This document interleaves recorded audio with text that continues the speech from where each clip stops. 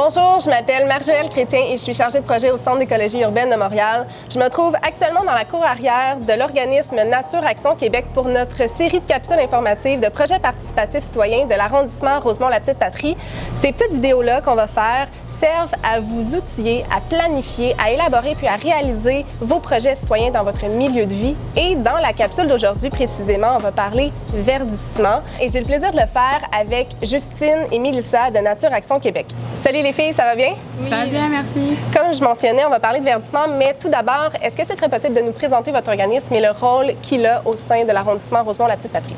En quelques mots, Faites comme chez vous, c'est un programme de verdissement qui est géré par Nature Action Québec, comme on vous l'a dit. Donc, en quelques mots, l'arrondissement Rosemont-la-Petite-Patrie mandate Nature Action Québec pour la gestion de ce programme de verdissement depuis le mois de février 2019.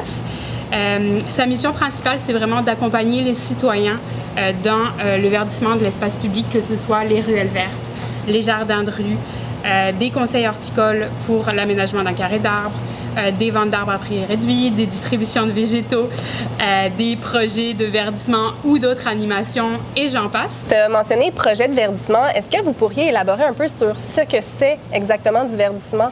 De quoi on parle quand on parle de verdissement?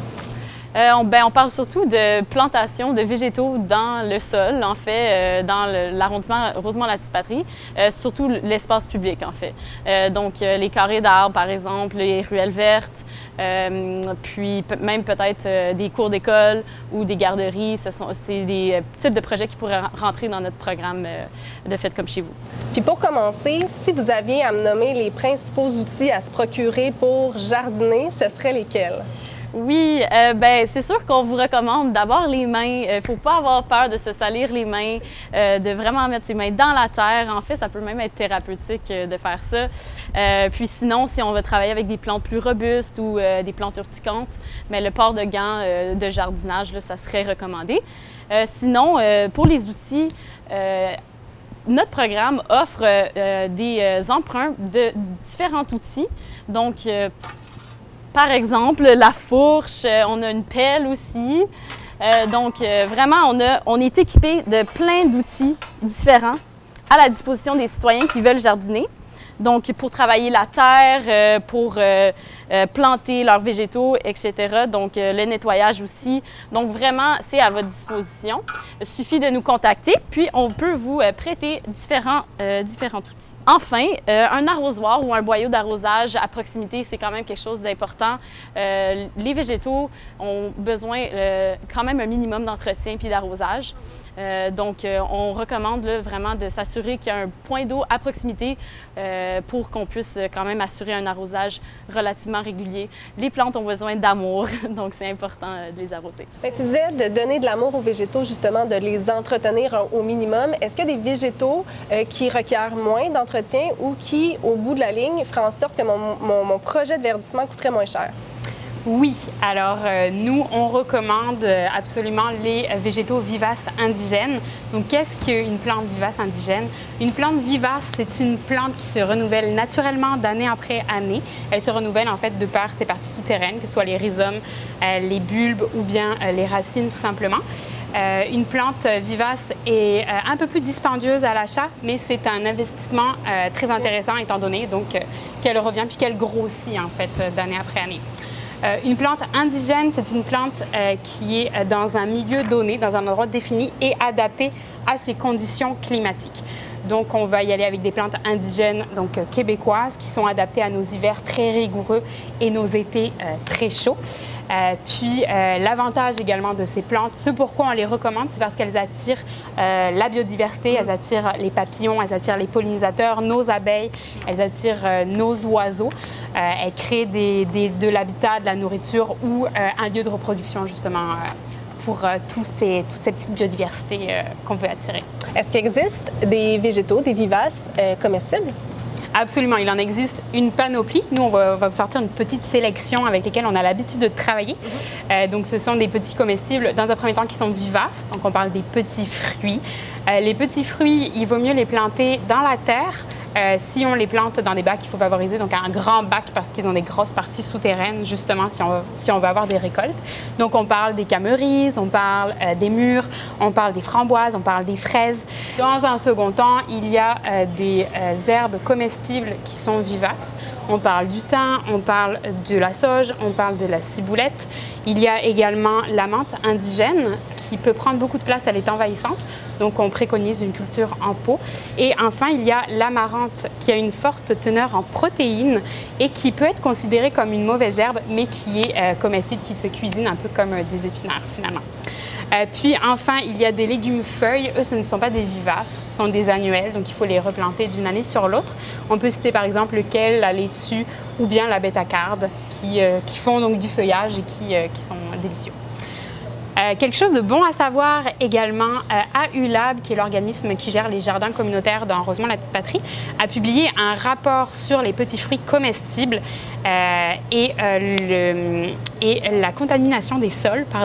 Et le rapport révèle que même s'il y a des sols contaminés, on ne retrouve pas de traces significatives de contamination et de contaminants dans les petits fruits que l'on récolte. Intéressant à savoir. Puis il y a aussi plusieurs plantes comestibles indigènes qui sont méconnues. Donc, ce serait bien de se renseigner sur différentes plantes comestibles qu'on ne connaît peut-être pas. Par exemple, il y a la marguerite sauvage, que les feuilles peuvent être mangées cuites ou crues, puis les fleurs peuvent être marinées. Sinon, il y a la violette aussi qui est comestible, les feuilles autant que les fleurs. Cependant, la violette peut être un petit peu envahissante, donc de faire attention où on la plante. Et aussi, il y a la chili millefeuille, que les fleurs et feuilles peuvent être dégustées en tisane. Donc, vraiment, ça, c'est juste quelques-unes parmi la panoplie de fleurs indigènes, vivaces, là, qui peuvent être mangées. Très intéressant. Donc, si je comprends bien, les végétaux que vous venez de mentionner, ce seraient ceux, ou du moins une partie de ceux à favoriser dans l'espace public. Inversement, est-ce qu'il y en aurait à proscrire complètement dans l'espace public? Oui, en effet, il y a des plantes que l'arrondissement va interdire, en fait. Premièrement, les arbres. Donc, les citoyens ne peuvent pas planter des arbres sur l'espace public. Le domaine privé, ça va, mais l'espace public, c'est vraiment l'arrondissement qui assure le répertoire et l'entretien des arbres. L'arrondissement interdit aussi la plantation de plantes grimpantes, notamment sur les trottoirs, donc les carrés d'arbres et les jardins de rue. Ensuite, les plantes qui poussent à plus d'1 mètre de hauteur, donc par exemple le tournesol géant aussi, c'est interdit. Et toutes les plantes toxiques aussi sont interdites sur l'espace public. Ce serait quoi le danger relié aux plantes grimpantes, par exemple? En fait, c'est plutôt le fait que les grimpantes peuvent pousser sur les arbres ou sur les poteaux de l'arrondissement. Puis c'est l'arrondissement qui s'occupe de l'entretien de ces installations-là. Donc, en fait, c'est vraiment juste pour assurer l'entretien des arbres et des poteaux qu'on interdit les grimpantes. Cependant, dans une ruelle verte, par exemple, la grimpante, comme une vigne, peut pousser sur une clôture avec un minimum d'entretien. Et là, la vigne peut vraiment faire un bel aménagement, vraiment. Donc, voilà. Et enfin, sur l'espace public, une plante grimpante peut aussi obstruer la vue, en fait, entre les piétons, les enfants, qui sont souvent piétons, et donc les automobilistes. Donc, ça obstrue le champ de vision. Donc, c'est une raison pour laquelle elles ne sont pas tolérées. Et une des raisons pour laquelle les plantations sur l'espace public sont aussi vraiment réglementées. Elles ne peuvent pas demeurer au-dessus d'1 mètre de hauteur.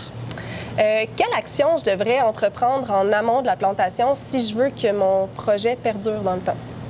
Oui, donc nous, on voudrait souligner l'importance de planifier ses achats en amont, en fait, avant de se présenter en pépinière ou en centre de jardin, puis de juste choisir simplement les plantes qu'on trouve les plus belles. Donc, vraiment de réfléchir à quelles plantes sont adaptées au lieu où on veut planter. Donc, on regarde les conditions environnementales comme les besoins en ensoleillement, le type de sol, la grandeur de l'espace. Puis aussi ensuite de dresser une liste de différentes plantes indigènes vivaces qui pourraient être adaptées à ce lieu-là. puis ensuite se présenter en magasin, puis de sélectionner en fonction de sa liste. Aussi, les plantes en début de saison vont être plus petites. Donc, c'est normal qu'au début de la saison, le jardin soit un peu dégarni.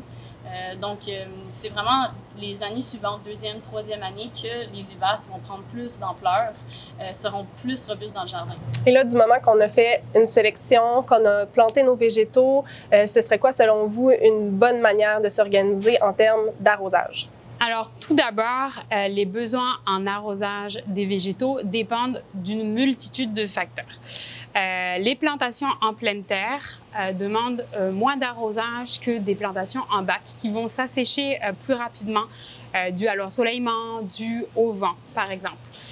Ensuite, les fleurs annuelles et les plantes potagères demandent aussi plus d'eau, donc demandent beaucoup plus d'entretien, demandent d'être plus à cheval sur la santé de la plante. D'où l'intérêt à nouveau d'y aller avec des plantes vivaces indigènes. Bon à savoir également, certains terreaux conservent mieux l'humidité que d'autres, donc faites attention lors du magasinage, regardez bien les étiquettes.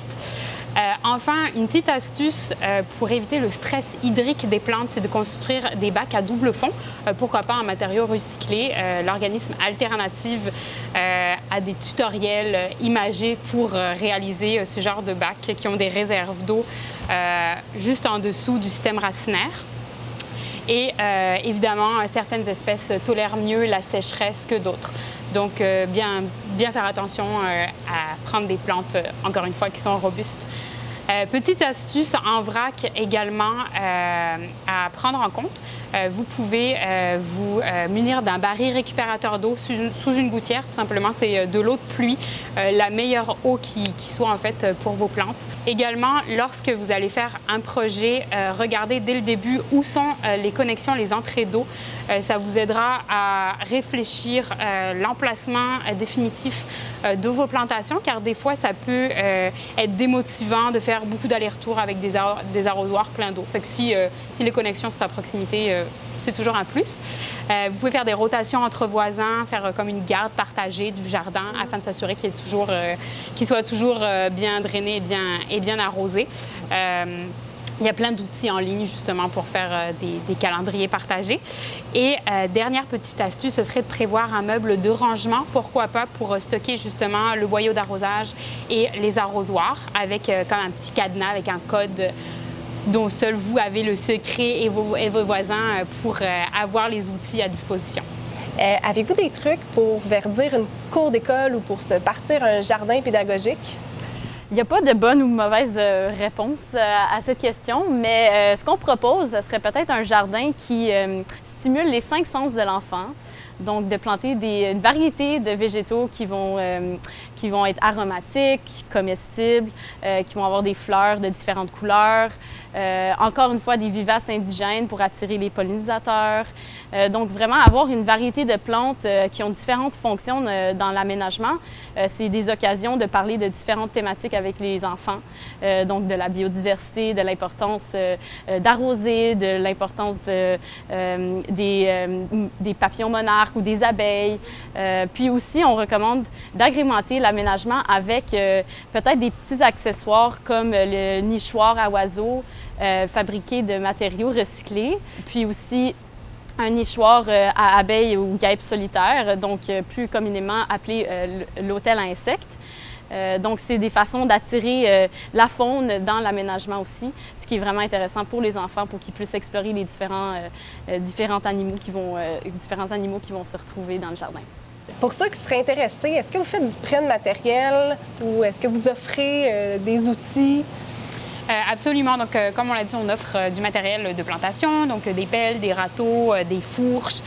On peut offrir également des brouettes pour ceux qui ont des travaux d'aménagement paysager en tant que tels. Nous offrons d'autres outils comme les balises de déneigement pour protéger vos aménagements en hiver des chenillettes, par exemple, qui peuvent parfois endommager vos espaces, même s'ils sont très bien aménagés. Donc, les balises de déneigement sont à venir chercher sur rendez-vous. Écrivez-nous à notre adresse courriel que vous trouverez sur notre site web. Donc, elles sont fluorescentes et elles sont très robustes. Nous avons en second lieu des tuteurs d'identification pour vos espaces verdis. Ils sont recto-verso, bon, ils permettent de dissuader puis que l'espace soit respecté. Et également, il fait la promotion de notre site web et de notre carte interactive sur laquelle il y a tous les espaces verdis par nos chers membres de l'Escouade verte. Il y a également un prêt de pochoirs. Les pochoirs sont disponibles sur rendez-vous à notre local sur la rue Bélanger, entre Saint-Denis et Saint-Vallier. Ils sont adaptés pour les projets de ruelles vertes ou pour vos projets participatifs citoyens, par exemple pour embellir une cour d'école ou pour peinturer vos bacs. On a toutes sortes de modèles, on a des formes, on a des numéros, on a des petits animaux. Fait que ça peut être très intéressant. Ils viennent avec des conseils d'instruction puis des conseils sur la peinture à utiliser. Enfin, chaque année, nous distribuons des végétaux, donc des végétaux vivaces et des annuels. Les vivaces sont plus réservés aux citoyens qui verdissent, donc l'espace public, comme ceux qui sont recensés pour nos carrés d'arbres ou nos jardins de rue, ou des aménagements collectifs comme les projets participatifs. Et on donne également donc des fleurs annuelles à tous les résidents dans différents parcs de l'arrondissement. Donc, restez à l'affût. Merci infiniment, Mélissa et Justine. De votre côté, je vous invite à prendre connaissance des autres capsules informatives de projets participatifs citoyens et aussi le site Internet faitescommechez-vous.org si vous avez d'autres questions relativement à vos projets de verdissement. Et sur ce, je vous dis bon jardinage!